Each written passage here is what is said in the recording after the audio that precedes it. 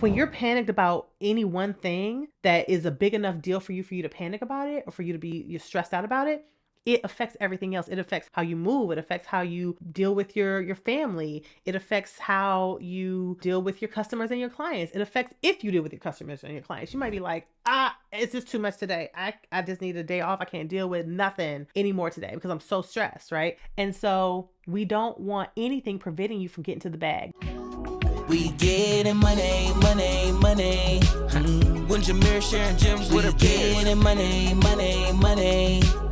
Getting a line, growing money and time. Getting money, money, money. It's your life, trying to give more life. Getting money, money, money. What's up, money getters? Welcome to today's episode of the Get Money Show. If you do not know who I am, allow me to introduce myself. My name is Gwen Jimmere. I am a serial entrepreneur, and I am here to help you get to the money faster so that you can build a business that gives you the time and the money to live the life that you truly want on your terms. All right.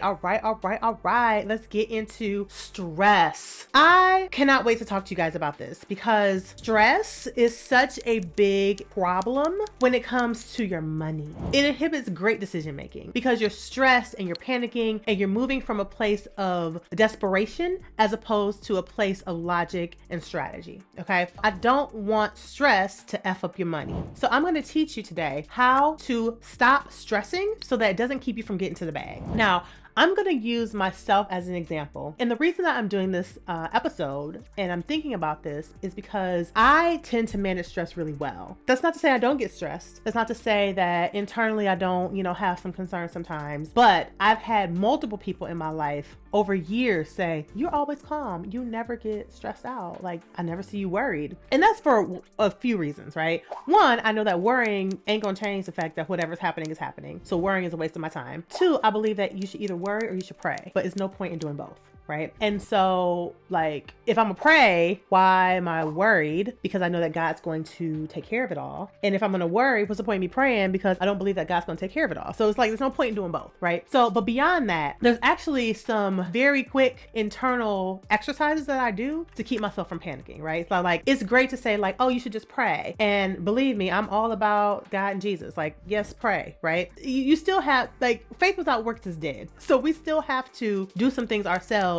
to keep certain things at bay. I'm gonna use a recent example of something that happened to me. Just 3 days ago, I lost my wallet. So the exercises that I do in my mind, and I've done this for so long that it's second nature to me. And it might take you a little bit more time to start to do this, but I promise you, once you put this into practice, you'll find that you're able to just do it real fast, but you got to start so that you can eventually get to the place where it's just second nature to you. Okay. The first thing that I do is I think about what I have control over in the moment. Okay. I realize that my wallet is gone. I've looked everywhere, right? So what do I have control over right now? I have control over where I last remember having the wallet, right? So that means I'm checking my coat pocket if I'm wearing a coat. I'm checking my jeans if I wore jeans. I'm checking the cushions of the sofa because I remember I was sitting on the sofa the last time that I saw the wallet that I could recall. I'm looking in my car because obviously I carry the wallet with me when I'm going out. So I'm looking in my car. I'm looking all over the car. I'm looking underneath the seats. I'm looking on the passenger side. I'm looking in the trunk. I'm looking everywhere, even places that I'm like, there's no way it will be here. Like, why would my wallet be in the trunk? But I'm gonna look in the trunk anyway, just to cover all my bases, right? I'm going to look in my bedroom. I'm going to look in all the rooms in the house that I know I've been in. I don't find the wallet in the house at all. Well, it's not there. What else do I have control over? Oh, let me go back to the last place that I used one of my cards because my cards were in my wallet. Let me call them. So I called the grocery store that I last used one of my cards at. Called the grocery store. They said they don't see it.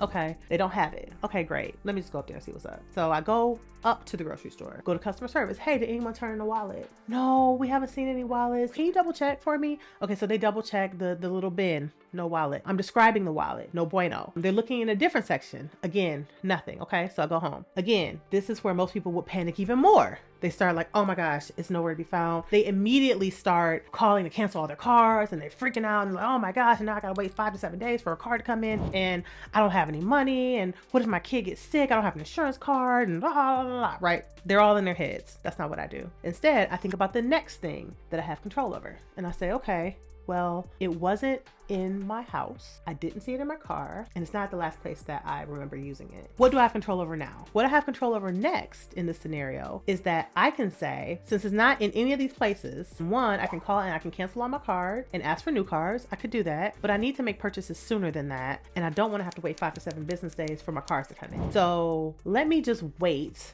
for a couple of days and see if it pops up, because maybe it's hiding in plain sight. Right? It was Sunday when this happened. So I said, okay, banks are closed anyway on a Sunday. So it's not much I can do about it today anyway. So what else do I have control over? So as you can see, the point is to think about what can you control right now. You can't control that you can't find your wallet right now, but you can control that you can go to the store and see if the wallet is there wherever you last used it. Okay, that didn't work. Okay, what's next? Let me think about my options now. My options are that I can cancel on my cards, but it's Sunday, so that's not gonna work. Also, canceling on my cards right now is not really the best idea, assuming that the wallet ends up showing up. So the next thing I have control over in this case, I can look and see what has been purchased on any of my cards. I looked at every single card that was in that wallet. Nothing had been purchased, okay? So again, panic starts to go down for most people in this case.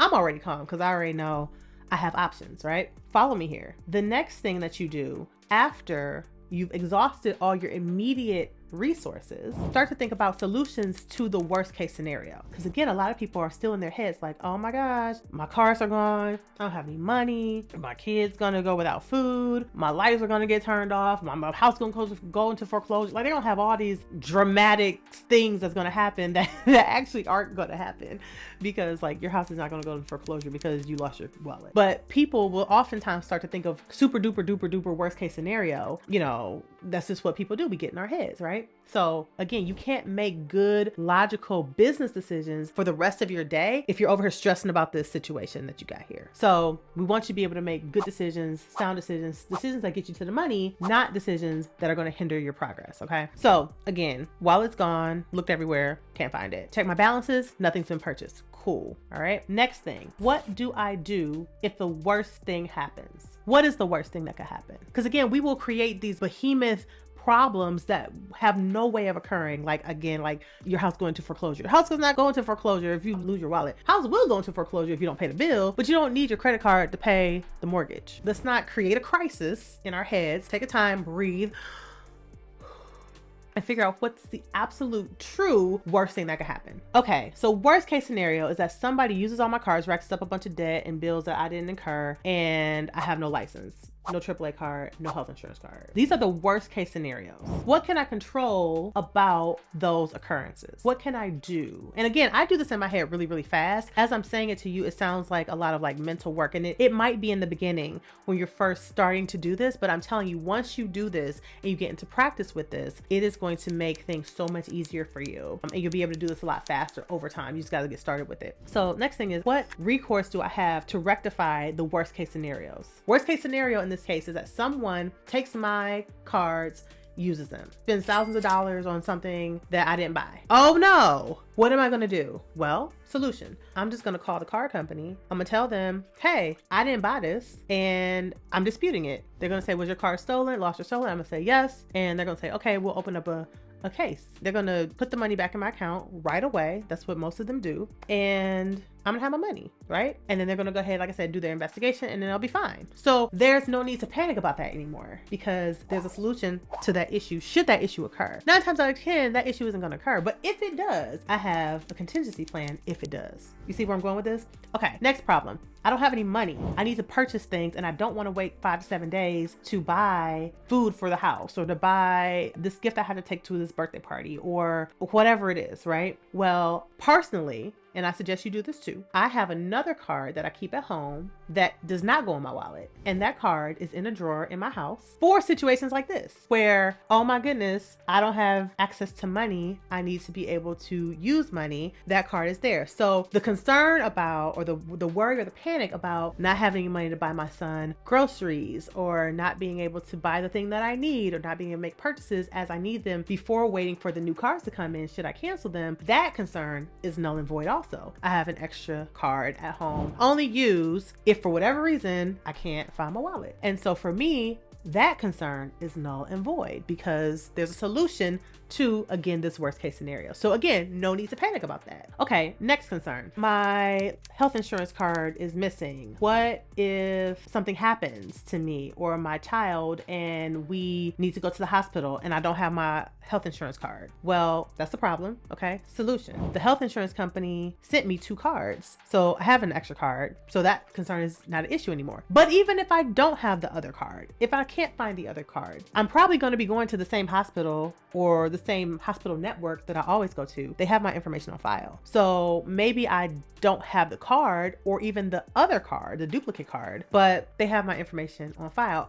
And if for whatever reason I'm out of town and I'm at a hospital or need to go to a hospital or send my child to a hospital that does not have my information, they'll just go ahead, they'll bill me, and then I'll submit the bill to the insurance company when I get home once I find my card. So again, that issue is no longer a problem because I've created a solution to the potential worst case scenario. So as you kind of go through all the things that could happen, you're constantly finding the solutions, and there's no need to panic because you realize that, oh, even if this thing does happen, it is going to be inconvenient, but it's not going to be a huge issue because I've got a solution to all these things. All right, next problem. In losing my wallet, my driver's license is missing.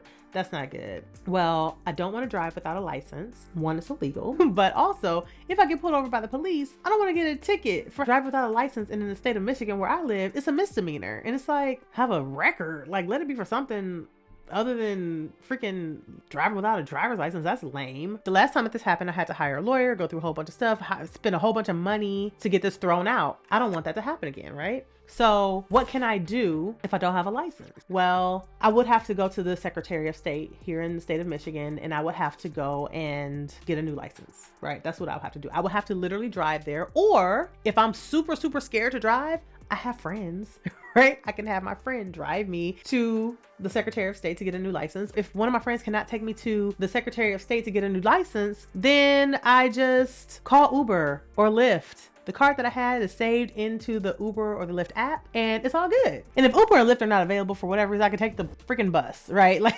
there are ways to get to where I need to go, right? But again, that's absolute worst case. Like the likelihood of me having to take the bus instead of Uber or Lyft or my friend or even just driving myself are very unlikely. Also, we have to look at the glass half full. Like, yeah, I got to stand in line. I got to pay for a new license, but I don't have any money. Oh, but I do have that extra card at home. So again, that issue is no longer an issue. I get to take a new picture though. So glass half full instead of half empty. I didn't love my original driver's license picture. So now I have an opportunity to take a new picture and hopefully it's way cuter than the old one. So again, panicking would have been pointless. Wouldn't you know that 2 days later, I needed to drive to the grocery store to actually get groceries. And I went to the grocery store using the card that I have extra at home that I didn't need to panic about, right? Did that and drove into my garage. And as I got out the car, I noticed the wallet underneath the car. So what must have happened is that when I got out the car a few days ago, my wallet probably fell out and just fell underneath the car and I didn't see it. I had already done my due diligence. I had already checked to see if the cards had been used by anybody. They had not. And I checked every day the whole time that they were lost. No one had ever used them. So the likelihood of someone having them was slim. I had curated solutions, really good solutions, viable solutions to a potential worst case scenario should that worst case scenario occur. So there was no need to worry or panic because I already had the solution provided. And that's what I encourage you to do. That's what I want you to do when you are in a situation like this, where panic immediately hits you like a ton of bricks and you're like, oh my gosh, what am I going to do? What if? The first point is to think about what it is you have control over right now. What can you control in this moment? For me, again, I looked all around my house. I called the place where I last used the card. That's what I could control in the moment. If the problem still persists, then you move to step 2, which is to think about the next thing that you can control. In my case, it was checking all of my cards online to see if anyone had used them. No one had. And so that then allowed me to be able to come down a little bit and be able to move on to step 3. Step 3 is to think about solutions to any potential worst case scenario. These are potential worst case scenarios because very likely the issue hasn't actually occurred yet, right? You're just thinking that it could occur. You create solutions to every single potential worst case scenario. So again, in my case, if I have no money, what do I do? Oh, I got an extra card at home. If I need to go to the hospital, what do I do? Oh, I have my extra insurance card at home and the hospital has my information on file. And if they don't have it on file, I'll just have them bill me and submit it to the insurance company. Okay, cool. If I need my license, I'll just go to the Secretary of State and get a new one, and I get to get a new picture, right? So these are all solutions. I've preempted and created solutions to issues that have not yet occurred, but just in case they occur, I have the solution in place. I have the insurance of the solution for this potential issue. And so that is what you do. That is how you prevent stress from taking over your life. This is how you prevent panic from taking over and causing you to make rash, bad decisions. I'm pretty sure you know that when you are stressed, the likelihood of you making decisions that are going to be rooted in strategy and that are going to be rooted in sound decision making are a lot less likely. When you're panicked about any one thing that is a big enough deal for you to panic about it, or for you to be you're stressed out about it, it affects everything else. It affects how you move. It affects how you deal with your family. It affects how you deal with your customers and your clients. It affects if you deal with your customers and your clients. You might be like, it's just too much today. I just need a day off. I can't deal with nothing anymore today because I'm so stressed, right? And so we don't want anything preventing you from getting to the bag. We don't want anything preventing you from having healthy, good relationships and conversations and interactions with friends and family. We don't want you to forego fun things in your life or good things in your life because you're so panicked and stressed about this one thing. If we can manage it, we will more than likely realize that it ends up not being a big deal, as was in my case. Like the wallet was underneath my car and I had no idea. It just fell underneath it when I got out, I guess. It ended up not being a big deal. Panicking is pointless, okay? Also, I want to give you a gift. I want you to know that if you click the link in the show notes, I have created a 56-page small business survival guide that you can have for 100% free. It doesn't cost you a dime, won't cost you a nickel, won't cost you a single penny. And I created this because I noticed how much people are stressing in their businesses, especially in the times that we're living in right now. Things are not always easy. And so this guide is going to teach you ways to find more money, how to save more money so that you can get to the bag faster, so that you can make more money in your business. And it will allow you, again, to have the money and the time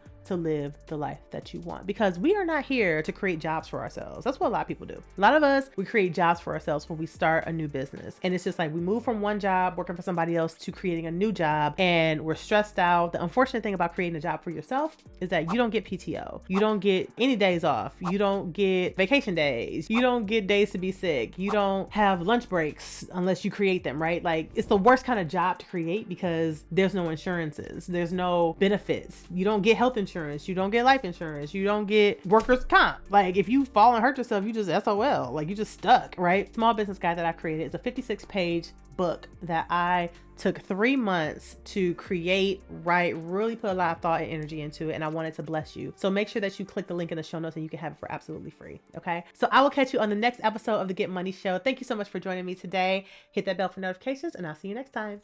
Peace.